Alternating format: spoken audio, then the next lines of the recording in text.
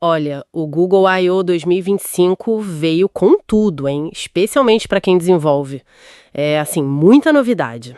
Ok, vamos tentar organizar isso aqui. A ideia é a gente dar uma olhada mais a fundo nos anúncios de IA e nas ferramentas de desenvolvimento que realmente chamaram a atenção, sabe? Com base no que a gente viu por aí. Exato. Acho que o foco principal é entender como é que essas ferramentas, esses modelos de IA, estão mudando o jeito da gente criar software e interagir com a própria inteligência artificial. Vamos tentar pegar o essencial dessa enxurrada de coisa nova. Boa. Começando então por uma que me pareceu bem curiosa, o tal do Stitch. A promessa é, permitir criar aplicações a partir de um prompt de texto, e ainda integrado com o Figma. Aham. Mostraram lá um exemplo de gerar um app de chat, usando um LLM, com uma linha só de comando. E assim já saía com várias telas funcionando. Pois é. É impressionante. O potencial do Stitch para prototipagem rápida parece, assim, enorme. Acelera muito o começo de um projeto, né? Sim. Mas sabe o que eu fico pensando? Essa facilidade toda, será que o código que sai dali tão rápido é um código bom? Fácil de manter depois de escalar? É um ponto, né? Essa tradução de ideia para código raramente é perfeita de cara. É verdade, tem esse lado.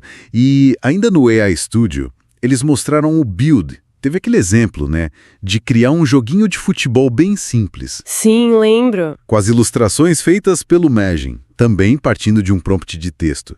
O que eu achei muito legal ali foi a interface. Tudo integrado, sabe?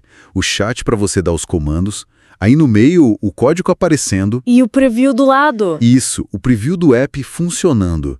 Essa integração visual é bem poderosa, eu achei. Com certeza, essa combinação de gerar código e gerar imagem. E a facilidade para montar um chatbot, um app pequeno, mostra uma evolução, né? As ferramentas de desenvolvimento estão se adaptando para a IA ser parte do fluxo normal. Isso muda tudo, quer dizer, deixa de ser só você lá escrevendo linha por linha para ser mais uma conversa com a ferramenta, entende? Exato. E falando dos modelos de IA mesmo, o AI Studio também teve novidade. Agora tem modelos que entendem e respondem usando áudio, nativamente. Ah, isso é interessante. E o Gemini 2.0 Flash, aquele mais rápido, agora consegue analisar conteúdo direto de uma URL, o tal do URL Context. Modelos que conversam por áudio abrem caminho para interações bem mais naturais, né? E essa história de analisar o URL, na prática, significa que a IA pode ler uma página da web e usar aquela info na hora, sem a gente precisar ficar copiando e colando o texto.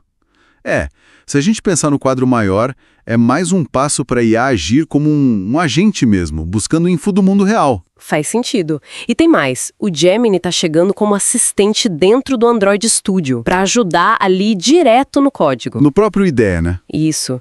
E uma aposta forte deles é rodar modelos menores, o Gemini Nano, direto nos celulares e no Chrome. Rodar IA localmente, isso é bem importante. Primeiro, pela privacidade, né? Os dados não saem do aparelho. Segundo, velocidade. A resposta tende a ser mais rápida. E para o desenvolvimento, olha que interessante, talvez precise de menos código JavaScript para certas tarefas, usando mais funções nativas que a IA ajuda a otimizar. Pode simplificar a arquitetura de alguns apps, sabe? Sim, pode mesmo. E no Firebase Studio? As melhorias também pareceram grandes. Agora dá para importar layout do Figma usando uma ferramenta chamada Builder.io.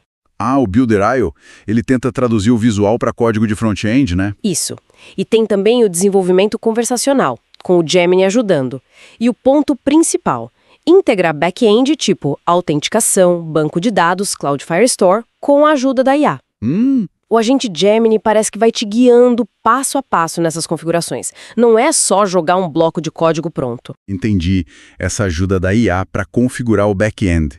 Isso é um salto. A IA deixa de ser só para a interface e começa a ajudar a estruturar a aplicação inteira. Claro, aí sempre entra aquela discussão, o custo do Firebase quando a aplicação cresce muito, né? É ótimo para começar, mas tem que ter um planejamento cuidadoso para não ter surpresa na fatura depois. É uma ponderação importante. Sempre, né? E o Gemma, o modelo aberto do Google. As notícias foram boas também. Agora roda com só 2 GB de RAM. Isso faz ele ser super viável para rodar em celular e em dispositivo pequeno. Nossa, 2 GB só. Isso é muito pouco. Pois é. E os exemplos de fine-tuning que eles mostraram são incríveis. Tinha um ajustado para medicina, outro para entender as gírias de uma família sobre o cachorro deles, usando emojis. Específico. Leitura de língua de sinais e até um para comunicação com golfinhos. O Dolphin Gema. Essa variedade impressiona. Totalmente. Isso, para mim, aponta para um futuro onde a IA não é uma coisa só, um bloco gigante, mas um monte de ferramentas super especializadas. Quase como dialetos de IA para cada necessidade. E essa eficiência do Gema, rodando com pouca RAM, junto com ferramentas como Unsloth, Colab, que facilitam esse fine-tuning, isso democratiza muito o acesso a esse poder, né? Qualquer um com uma boa ideia pode criar uma IA especialista, e é legal ver brasileiro nisso, né? Como o Gus Martins, lá da DeepMind, trabalhando no Gema. Muito legal mesmo. Então, tá, resumindo um pouco, a IA tá deixando de ser uma ferramenta à parte para ser, tipo, parte do kit básico de quem desenvolve. Simplifica criar interface, ajuda no back-end e agora até roda direto no nosso bolso, nos dispositivos. Exato. Isso. E isso deixa uma pergunta no ar, né? Com esses modelos ficando tão acessíveis, tão eficientes, tão fáceis de personalizar, qual vai ser a próxima barreira criativa que um desenvolvedor sozinho ou uma equipe pequena vai conseguir quebrar? Antes, esse tipo de poder de IA era coisa de laboratório gigante. Agora, está na mão de muito mais gente. O que será que vem por aí com essa democratização toda da IA especializada? Fica a reflexão.